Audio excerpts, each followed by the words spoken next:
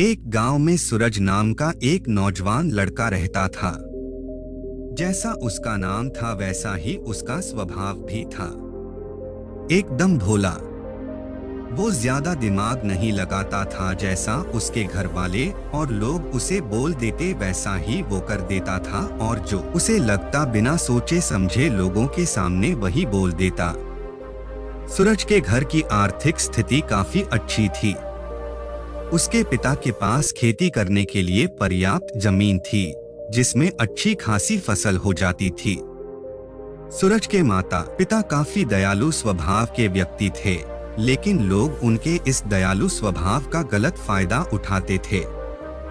गांव के लोग अक्सर अपनी मजबूरी सुनाकर उनसे अनाज और पैसे उधार मांग लेते थे, लेकिन लौटाते समय आनाकानी करते और तरह तरह के बहाने बनाते थे।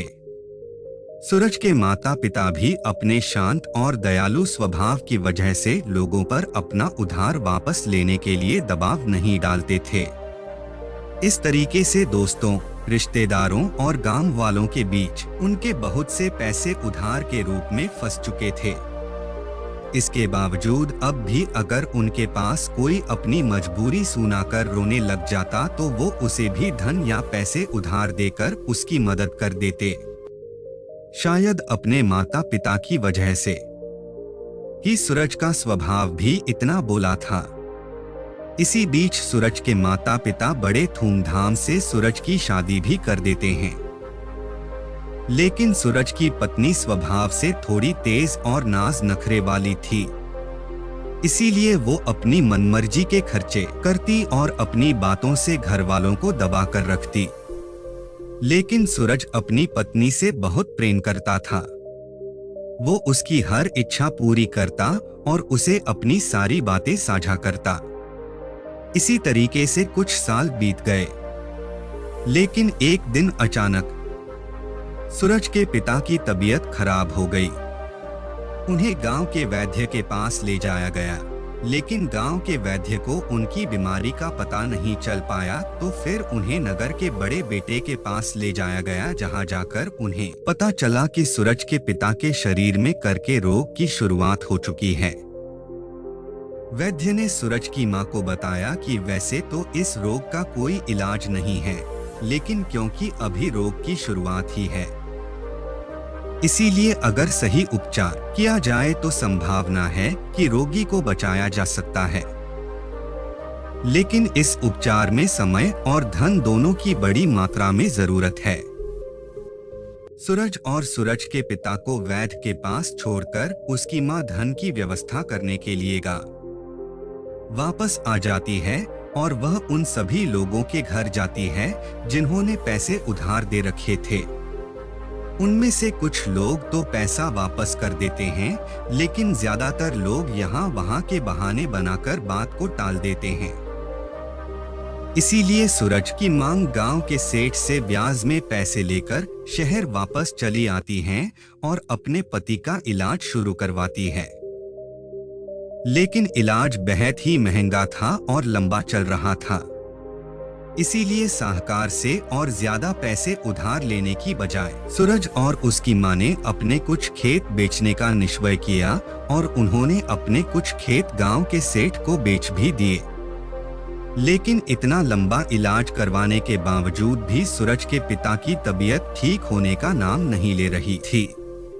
उनके इलाज के खर्चों की वजह से लगातार सूरज के मां के गहने और उनके खेत बिकते चले गए। अब तो उनके पास नाम मात्र के ही खेत शेष रह गई थी, लेकिन दूसरी तरफ सूरज के पिता की तबीयत दिनों दिन और भी खराब होती जा रही थी। एक दिन जब सूरज बाजार से कुछ सामान लेकर जी के घर पहुंचा तो उसने देखा कि उसकी मां उसके पिता का सिर अपनी गोद में रखकर जोर जोर से रो रही है। सूरज के पिता इस दुनिया को छोड़कर जा चुके थे। उसके पिता की मौत के बाद उसकी मां भी बहुत उदास और दुखी रहने लगी थी। साथ ही उनके परिवार में गरीबी का पहाड़ टूट पड़ा था, क्योंकि जो थोड़े बहुत खेत बचे भी थे उन्हें सूरज सही तरीके से संभाल नहीं पा रहा था।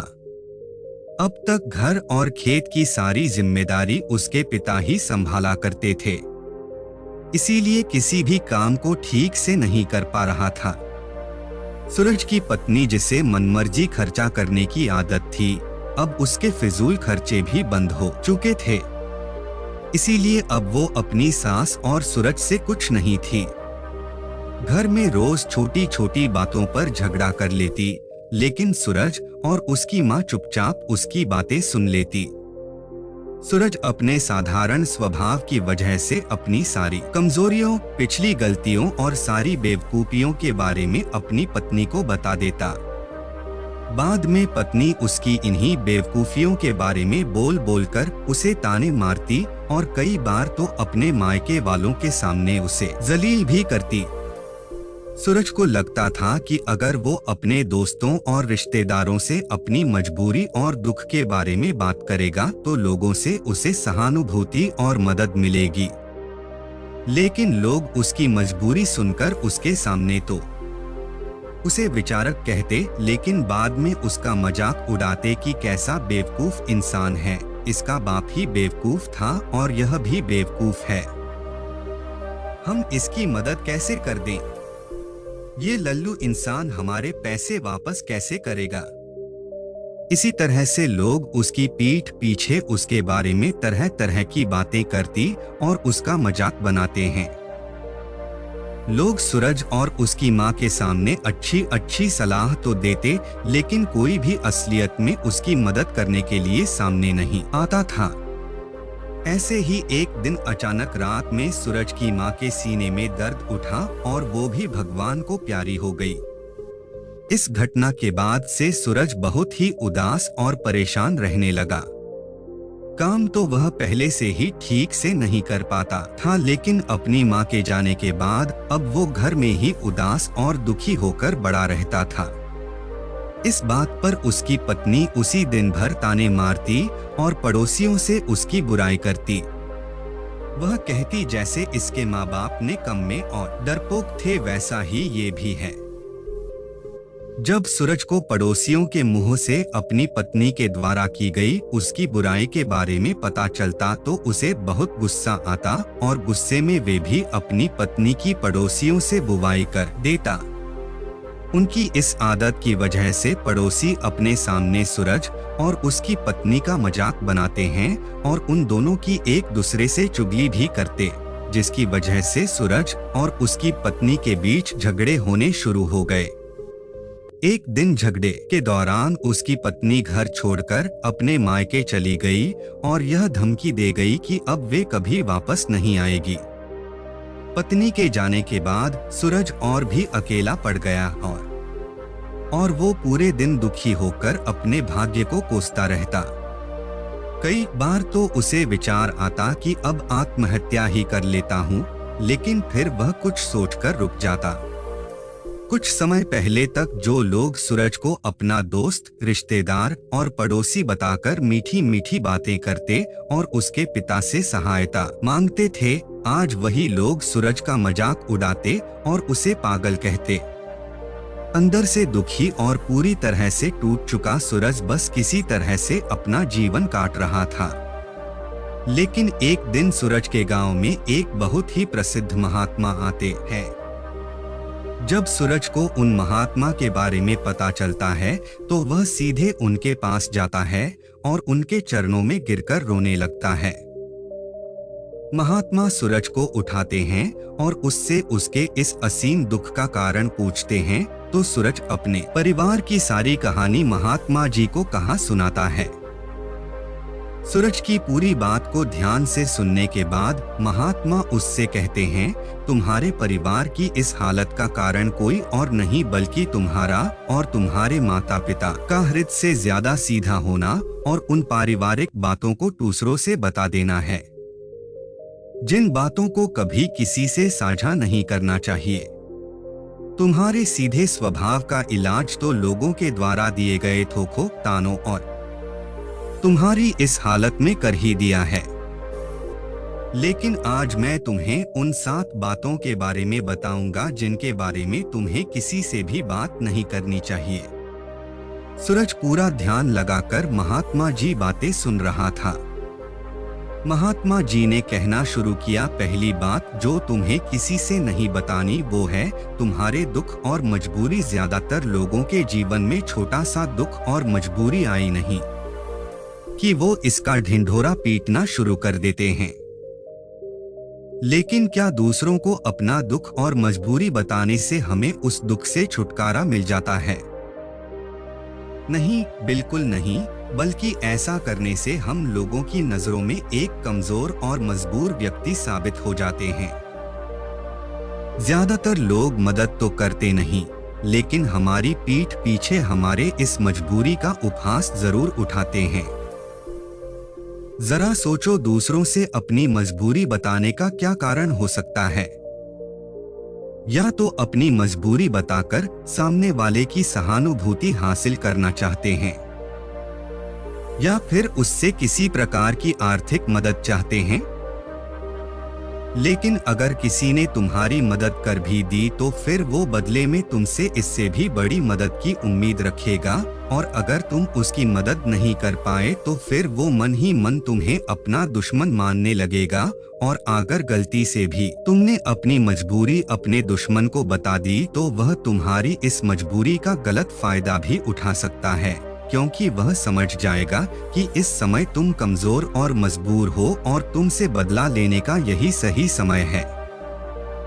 इसीलिए अपने दुख और मजबूरी किसी के भी साथ साझा मत करो और लोगों के स्वभाव को पढ़ना सीखो, क्योंकि अगर तुमने लोगों के स्वभाव और नियत को गहराई से समझना सीख लिया तो तुम खुद को बहुत सी मुसीबतों से बचा सकते हो। वैसे दोस्तों, किसी भी इंसान की असल स्वभाव और उसकी नियत के बारे में समझना काफी आसान हो जाता है। महात्मा ने कहा, दूसरी बात जो तुम्हें लोगों से साझा नहीं करनी वो है अपनी अतीत की गलतियां और भविष्य की योजनाएं। अतीत में जो भी गलतियां हमसे हो चुकी है, फिर चाहे वो हमारी बेवकूफी की वजह से हुई हो या फिर हमने जानबूझकर की हो, उन्हें किसी दूसरे व्यक्ति को नहीं बताना चाहिए, क्योंकि बताने से अतीत की गलतियां तो ठीक नहीं की जा सकती, लेकिन ऐसा करके हम लोगों की नजरों में उपहास का पात्र जरूर बन जाते हैं। हमारी अतीत की गलतियां पता चलने के बाद लोग हमें शक की नजर से देखना शुरू कर देते हैं और लोगों को हम पर भरोसा भी कम हो जाता है, और कई मौकों पर तो लोग हम पर भरोसा करना ही छोड़ देते हैं। भले ही अब हम वो इंसान ना रहे हो जो उस समय थे जब हमने वो गलती की थी, लेकिन लोग फिर भी हमें हमारी उस अतीत की गलती के साथ ही जोड़कर देखेंगे, और यह एक चीज समाज में हमारी छवि को खराब करती है और एक भरोसेमंद व्यक्ति का दर्जा हमसे छीन लेती है। दूसरी तरफ हमें अपने भविष्य की योजनाएं भी लोगों को नहीं बतानी चाहिए, क्योंकि ऐसा करने के दो बड़े नुकसान हैं। पहला, हर व्यक्ति के अंदर कहीं ना कहीं खुद को दूसरों से श्रेष्ठ साबित करनी और अपनी तारीफ सुनने की चाहत होती है, और ये चाहत उनके अंदर बैठे अहं की वजह से होती है। तो लगभग हर व्यक्ति ही अपने अंदर के इस अहम की पूर्ति के लिए बड़े बड़े लक्ष्य बनाता है और फिर उन लक्ष्यों की पूर्ति के लिए योजनाएं। लेकिन जब वही व्यक्ति अपने लक्ष्य और योजनाएं लोगों को बताने लगता है तो उसके बड़े बड़े लक्ष्य और योजनाओं के बारे में सुनकर लोग उसकी तारीफ करने लगते हैं, और अपनी इस झूठी तारीफ को सुनकर व्यक्ति के अहम को ठंडक मिलती है। वो हम जो उसे ऊर्जा दे रहा था अपने लक्ष्य की पूर्ति के लिए, वो अब ठंडा पड़ने लगता है, जिससे आप व्यक्ति के अंदर अपने लक्ष्य के प्रति वो जज्बा नहीं रह जाता जो काम की शुरुआत में था, और इस बात की संभावना कई गुना बढ़ जाती है कि व्यक्ति अपने उस काम को बीच में ही छोड़ दें और उसका वो लक्ष्य कभी पूरा ही ना हो। इसीलिए हमेशा काम पूरा होने के बाद ही लोगों को उसके बारे में बताना चाहिए, और वैसे भी उन लोगों को अपनी योजनाओं के बारे में बताने का कोई मतलब नहीं जो हमारी उस योजना का हिस्सा ही नहीं है। समय से पहले अपनी योजनाओं के बारे में बताने का दूसरा नुकसान यह भी है कि लोग हमारी उस योजना को पूरा ही नहीं होने देंगे, क्योंकि कोई भी नहीं चाहता कि दूसरा व्यक्ति उससे आगे निकल जाए। इसलिए जब लोगों को तुम्हारे लक्ष्य और योजनाओं के बारे में पता चलेगा तो वो तुम्हें पीछे खींचने की कोशिश करेंगे। यहाँ तक कि वे लोग भी जो अब तक आपकी मदद कर रहे थे, आपके दोस्त और रिश्तेदार भी पीछे हट जाएंगे। और अगर तुम्हारा बुरा चाहने वाले लोगों को तुम्हारी योजनाओं के बारे में पता चल गया तो वह निश्चित रूप से तुम्हारी योजना को असफल बनाने की पूरी कोशिश करेंगे। इसलिए अपनी अतीत की गलतियां हो और भविष्य की योजनाओं को हमेशा गुप्त रखना चाहिए। महात्मा ने कहा, तीसरी बात जो तुम्हें किसी से नहीं बतानी वो है अपने घर की बातें। हमारे घर में हमारे माता पिता, बच्चों, सास, बहू या पति पत्नी के बीच क्या बातें हो रही है वो हमें किसी से नहीं बतानी चाहिए, क्योंकि अक्सर घर में छोटी मोटी बहस या लड़ाई के बाद हम गुस्से में दूसरों से अपने परिवार की बुराई करना तो शुरू कर देते हैं, लेकिन उस समय यह भूल जाते हैं कि जो व्यक्ति हमारी बातें सुन रहा है वो भविष्य में हमारी इन्हीं बातों के लिए हमें नीचा दिखा सकता है या लोगों के सामने हमें अपमानित कर सकता है। और वैसे भी जब हम लोगों के सामने अपने घर की बातें बताना शुरू कर देते हैं तो लोगों को हमारे घरेलू मामलों में घुसने का मौका मिल जाता है और वो जरूरत पड़ने पर हमारे इस घरेलू मनमुटाव का फायदा भी उठा सकता है। इसके अलावा भी जब घर वालों को पता चलता है कि परिवार के किसी सदस्य ने उसकी बुराई की है तो उसे बहुत बुरा लगता है और इस बात को लेकर घर में और भी लड़ाई झगड़े शुरू हो जाते हैं। सास बहू और पति पत्नी के बीच अधिकतर झगड़े तो सिर्फ इसलिए होते हैं क्योंकि वो दोस्तों, रिश्तेदारों और पड़ोसियों से एक दूसरे की बुराई करते हैं। इसीलिए अगर हम अपने परिवार के सदस्यों की तारीफ नहीं कर सकते तो किसी और से हमें उनकी बुराई भी नहीं करनी चाहिए। महात्मा ने आगे कहा, चौथी बात जो तुम्हें किसी से नहीं बतानी वो है अपनी कमजोरियां और अपनी ताकत। पहली बात तो ज्यादातर लोगों को अपनी कमजोरी और ताकत के बारे में पता ही नहीं होता, और अगर तुम्हें अपनी कमजोरी और ताकत के बारे में पता है तुम सच में एक बहुत ही बुद्धिमान व्यक्ति हो, लेकिन दूसरों के सामने अपनी कमजोरी और ताकत के बारे में ना बताने के दो बड़े कारण हैं। पहला कि अगर तुम्हारे दुश्मनों को तुम्हारी सबसे बड़ी ताकत के बारे में पता चल गया तो अब वो तुम्हारी सबसे बड़ी ताकत नहीं रह जाएगी, क्योंकि तुम्हारे दुश्मन तुम्हारी उस ताकत का कोई ना कोई तोड़ निकाल ही लेंगे। और अगर तुम्हारी सबसे बड़ी कमजोरी भी लोगों के सामने उजागर हो गई, जो लोग अपनी बात मनवाने के लिए तुम्हारी उस कमजोरी पर ही प्रहार करेंगे और तुम्हें मजबूर होकर हमेशा ही दबना पड़ेगा, वो सामने वाले की बात माननी पड़ेगी। इसीलिए अपनी कमजोरी किसी को भी नहीं बतानी चाहिए, यहाँ तक कि पति को अपनी पत्नी से और पत्नी को अपने पति से भी नहीं, क्योंकि जरूरत पड़ने पर अपनी बात मनवाने के लिए यह एक दूसरे की कमजोरियों का फायदा भी उठा सकते हैं। और अगर पति की कमजोरी पत्नी को पता है तो पति को हमेशा ही दबकर रहना पड़ेगा, और इसका उल्टा भी उतना ही सही है।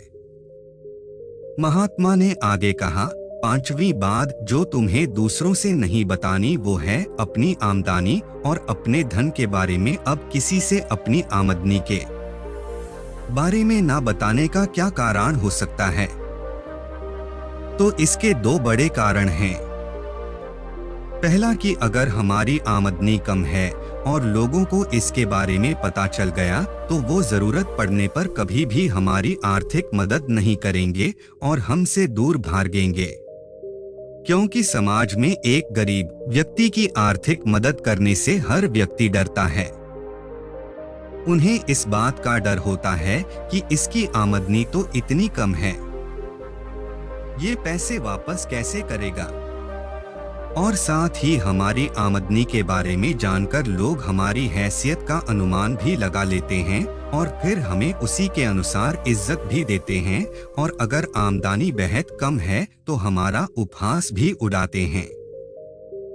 लेकिन दूसरी तरफ अगर आप की आमदनी ज्यादा है और लोगों को इसके बारे में पता है, तो वह छोटी सी भी जरूरत पड़ने पर आपके पास ही आर्थिक मदद मांगने आएंगे, और अगर किसी कारण बस आपने उनकी मदद नहीं की तो वो सोचेंगे कि ये व्यक्ति हमारी मदद कर सकता था, लेकिन उसने जानबूझकर मदद नहीं की। तो इस तरीके से आपकी ज्यादा आमदनी आपके दोस्तों और रिश्तेदारों के साथ आपके आपसी मनमुटाव और झगड़े का कारण बनेगी।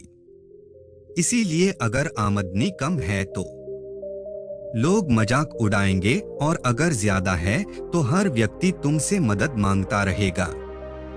इसीलिए अपने धन के बारे में बात न करने में ही समझदारी है, और शास्त्रों में तो यहाँ तक कहा गया है कि पति को अपनी कमाई के बारे में कभी भी पूरी तरह से अपनी पत्नी को नहीं बताना चाहिए, क्योंकि अगर पत्नी को पति की कमाई के विषय में पता चल गया तो वो उसकी कमाई को अपने हिसाब से चलाने की कोशिश करेगी, उसके धन पर जरूरत से ज्यादा अपना अधिकार जताएगी और पति के तमाम खर्चों पर रोक लगाने का प्रयास करेगी।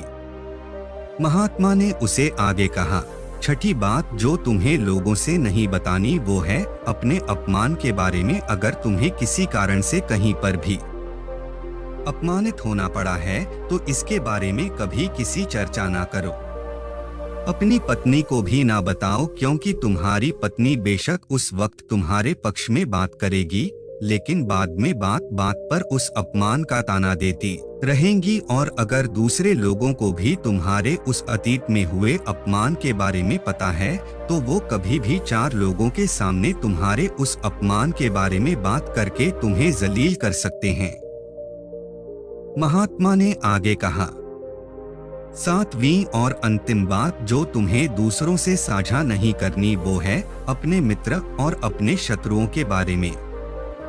हालांकि ज्यादातर लोगों को इससे कोई मतलब नहीं होता कि हमारे मित्र और शत्रु कौन है, लेकिन इस जानकारी का गलत फायदा वो लोग उठा सकते हैं जो हमारा बुरा चाहते हैं।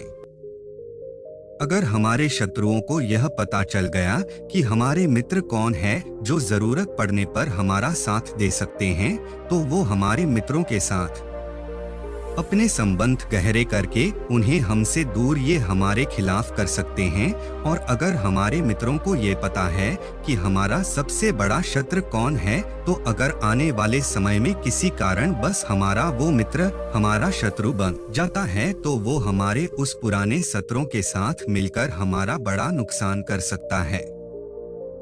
इसलिए अपने मित्र और शत्रु के बारे में हर जगह सबके सामने बखान नहीं करना चाहिए। इतना कहने के बाद महात्मा जी मौन होकर सूरज के चेहरे की तरफ देखने लगे। सूरज की आंखों में आंसू थे, पश्चाताप के आंसू। आज पहली बार उसे महसूस हुआ कि वो अपनी पत्नी, दोस्तों और गांव वालों को अपनी हर एक बात बताकर कितनी बड़ी गलती कर रहा है, और उसकी इसी नादानी की वजह से सब उसे बेवकूफ समझते।